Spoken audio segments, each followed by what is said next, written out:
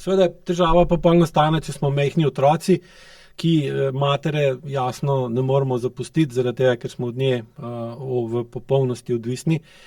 Potem tudi ta čustva, ki jih zaznamo kot reakcijo na odnos matere do otroka, ne moremo v bistvu izraziti v obliki dejanj, ki bi bile logična posledica oziroma reakcija teh čustev. Torej, imamo možnosti dve.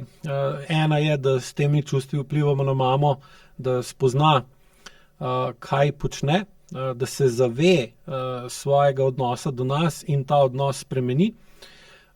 Ker pa seveda običajno ne obrodi plodov, predvsem zaradi tega, ker je v takem primeru tudi mama bila v podobnem odnosu, ker je bila ona otrok s svojo mamo, in seveda je tako vedenje in tak odnos do otroka na podzavestni ravni povsem naraven in normalen. In tudi ona pričakuje od svojega otroka, da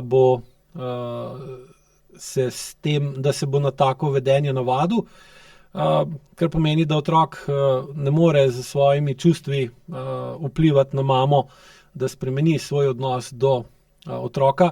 Torej otroku preostane sprav boj, v takem primeru, če ga imenujemo, da bi mamo spremenil, ne obrodi sadov.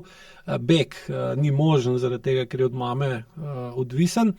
Torej ostane tretja kombinacija in to je, da se prilagodi takem odnosu, ga sprejme kot normalnega.